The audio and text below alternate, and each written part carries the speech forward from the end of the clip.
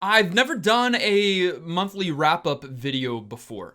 Since the start of the channel, I've pretty much done monthly TBRs, to be reads, to let you know about the books that I'm planning to read, but I never circled back around, and so it left a lot to be desired. So the solution is this: my very first monthly, starting now, wrap-up video.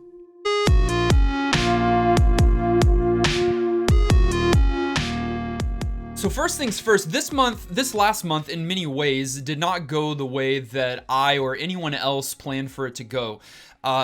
March 2020 was weird.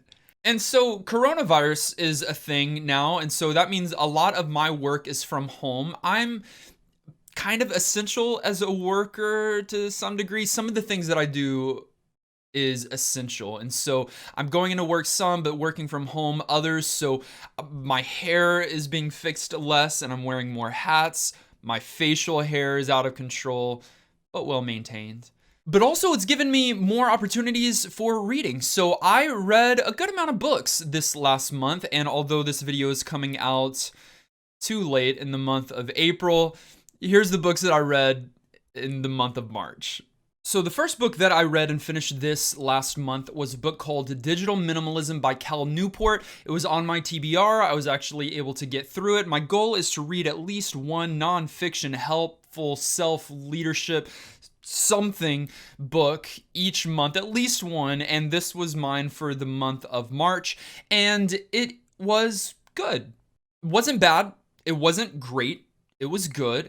It is a book about how to become a digital minimalist, which is a lot like what it sounds. In fact, I've got a description here. He says, Cal Newport says, that digital minimalists are the calm, happy people who can hold long conversations without furtive glances at their phones. They can get lost in a good book, a woodworking project, or a leisurely morning run. They can have fun with friends and family without the obsessive urge to document the experience. They stay informed about the news of the day but don't feel overwhelmed by it. They don't experience fear of missing out, FOMO, because they already know which activities provide them with meaning and satisfaction. Before coming into this book, I already felt like I had a relatively good relationship with social media and with just digital devices. I felt like I was okay with that compared to other people, but I still felt like I had a good ways to go to get to where I know that we as a society and as a people, and me personally, need to be. So this book was inspiring in that way. It gave some helpful practices for us to implement to be able to become more and more minimalist in the way that we deal with the digital world around us. And it's important to note here that Cal Newport is not encouraging us to do away with digital advances and technology altogether, but he is saying that we should be the masters of it, not those devices be the master of us. And when new advancements come out, ask the question, how can I best use this to my advantage? He wants us to ask the questions necessary of the technology and not just pick it up like blind idiots. And I thought that was very helpful. Another book that I read in the month of March is The Alchemist by Paulo Coelho, and it is a wonderful book. I've already talked extensively about it. There's a complete review of the book on my channel, in fact, where I rave about this very allegorical parable that tells the tale of a young boy named Santiago who's traveling from Spain to the pyramids in Egypt, but along the way he meets an eclectic cast of characters in which he's finding out more and more about himself and the world in which he lives and people and pursuing goals. And it's really in your face with the allegory, but it's done really well. The literature, the writing isn't the most poetic or beautiful, but this book is just charming. It was a very, very fun and good read. While the lessons are in your face, and so I understand why some people might not enjoy that and might think it's too much, for me, it just worked and it found a place in my heart. The Alchemist will be a book that I regularly come back to and reread. It will also be a book that I tell other people about and convince them to read as well. And then I read this quirky indie adventure by Josiah Bancroft called cynllun Ascends. It is the first in the Tower of Babel series, which is the story of a man just after his marriage to a woman, going on their honeymoon to the Tower of Babel, this fabled construct of ancient days that has so much mystery to it. In fact, the man, our main character, our protagonist, he is a professor and teaches often about the Tower of Babel. And so for the very first time, they've made a journey to visit the tower.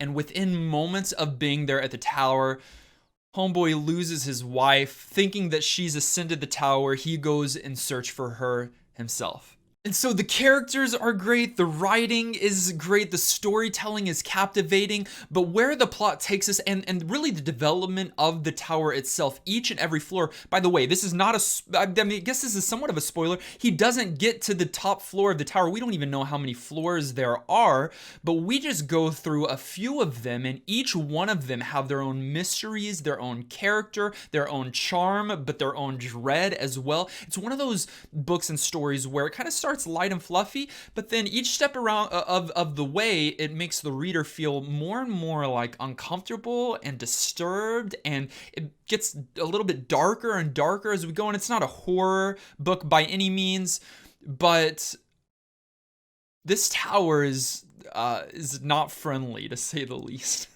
I hope this is a series that is getting the recognition that it deserves. I believe that this is Josiah Bancroft's, the author's, first and only series so far, and he has one more that he's writing to complete the series.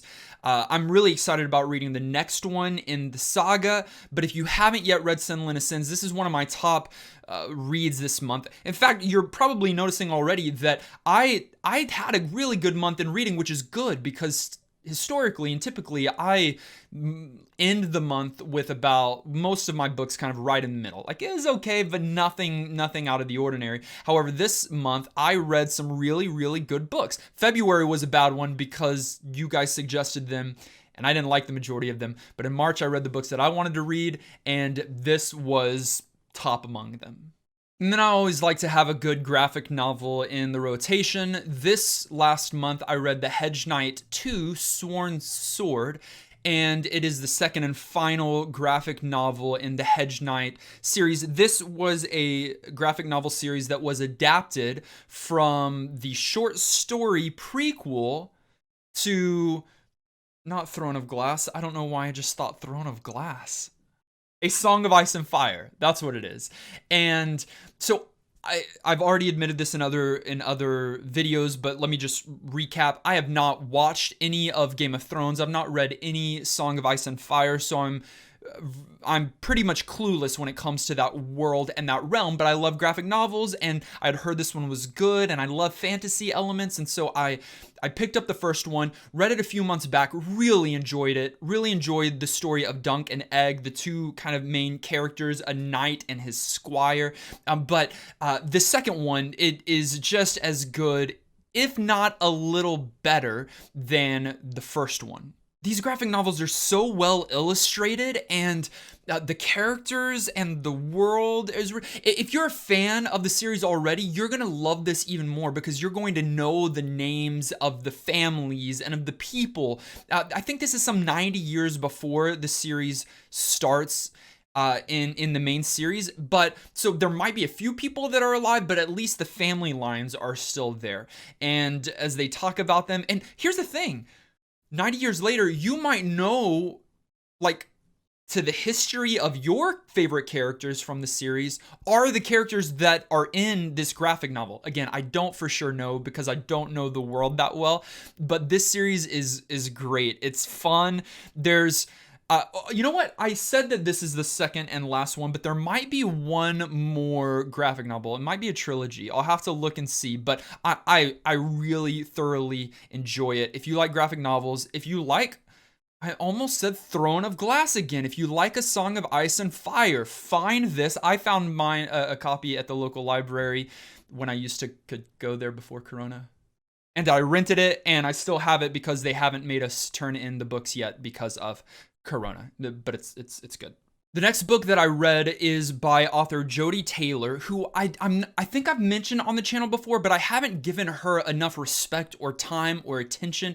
You guys are sleeping on Jodi Taylor and her series. The Chronicles of St. Mary's is one of the best, quirkiest, fun, silly, lighthearted, kind of bubblegum pop time travel series that has ever come out. It's the Chronicles of St. Mary's, and it's about this research facility that goes and studies history in contemporary time. That means that they time travel. They just don't like saying that. The series is wonderful. I've read so many of the books. There's, I don't know, a dozen plus, but that's not the book that I read. I read Doing Time, which is the first entry in a brand new series that is a contemporary of the Chronicles of St. Mary's. But instead of following our lovely researchers that are going into the field, we are on the opposite side of the spectrum with the time police, who were, at least for some of the time in the Chronicles of St. Mary's, the villains, the bad guys. They're still not loved by those that are at St. Mary's, but at least some of the characters in the time police are liked. Doing Time is good, not great. It doesn't do anything new here. We've got a new cast of characters, 3 main characters in the story here. 1 that we're already familiar with, 2 brand new to us, but it was cool to watch them come together, become actual time police. They were recruits, but they're doing a lot of the things that we've read in the main series. You get maybe a slightly different slant where they're residing primarily in the future, and so while they are going back into the past, it's not to study like they do in the Chronicles of St. Mary's. If this is confusing to you, just start at the beginning of the Chronicles of St. Mary's and you'll eventually work your way here. It's a lot of fun. It's a good entry point for new readers as well. Doing Time is, since it's starting a brand new series. But if you are a fan of the beloved, or the little known, little appreciated, needs to be known more series of Chronicles of St. Mary's, then Doing Time, you'll probably be just as much of a fan of that as well. And then I read The Testaments by Margaret Atwood.